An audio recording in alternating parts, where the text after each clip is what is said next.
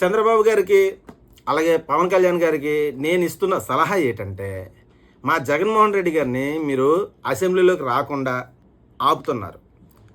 అలాగే అతనికి ప్రతిపక్ష హోదా కూడా ఇవ్వకుండా కావాలని మీరందరూ కూడా ఆపుతున్నారు. దాన్ని మీరు అనుకుంటున్నారు అలాగ ఆపితే అతని దగ్గర మనం తప్పించుకోగలం, అతను మనల్ని ఏమి చేయలేడు అనేసి మీరు అనుకుంటారు. మీకు ఒక ఉదాహరణ చెప్తాను. అడవిలోని సింహం ఉంది కదా, ఆ సింహాన్ని ఒక బోన్లోగానే ఉంచామనుకోండి, బోన్లో ఉన్నంత వరకు కూడా అక్కడ ఉన్న జంతువులు అన్నింటిలో కూడా సేఫ్ జోన్లో ఉన్నట్లే.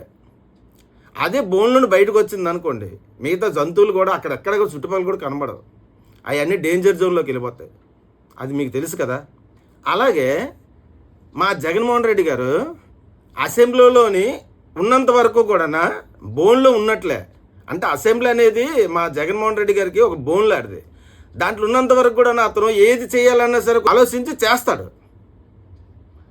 అది మీరేం చేశారు, అతన్ని ఆ బోన్లో నుండి రిలీజ్ చేశారు, ప్రజల్లోకి వదిలేశారు. మరి ప్రజల్లోకి వదిలేస్తే అతన్ని మీరు తట్టుకోగలరా? అతను ఒక లెజెండ్. అలాంటి అతన్ని మీరు ప్రజల్లోకి వదిలేయడం వల్ల మీరు సేఫ్ జోన్లో నుండి డేంజర్ జోన్లోకి వచ్చేసినట్లే.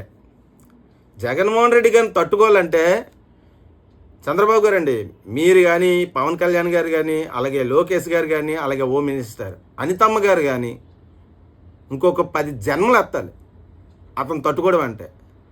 అలాంటి వ్యక్తిని ప్రజల్లోకి వదలడం వల్ల మీరు డేంజర్ జోన్లో ఉన్నట్లు నాకు తెలిసి. అయితే మీకు ఇచ్చే నేను సలహా ఏంటంటే, మీరు బాగా ఆలోచించుకోండి.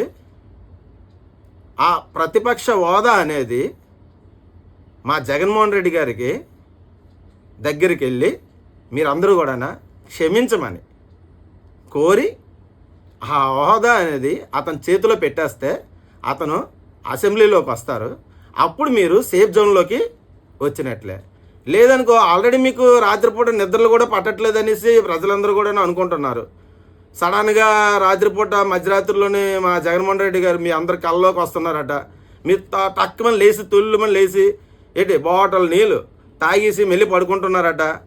అది కూడా ప్రజలందరూ కూడా అనుకుంటున్నారు. మరి ఇలాంటి ప్రాబ్లం నుండి మీరు బయటపడాలంటే ఏం చేయాలి? మరి ఆ ప్రతిపక్ష హోదా అనేది మా జగన్మోహన్ రెడ్డి గారికి క్షమించమని కోరుకొని వెళ్ళి అతను చేతిలో పెట్టుకున్నారనుకో, మీరు సేఫ్ జోన్లో ఉంటారు. అదే ప్రజల్లో ఉన్నంత వరకు కూడా మీకైతే నిద్ర పట్టనివ్వడు.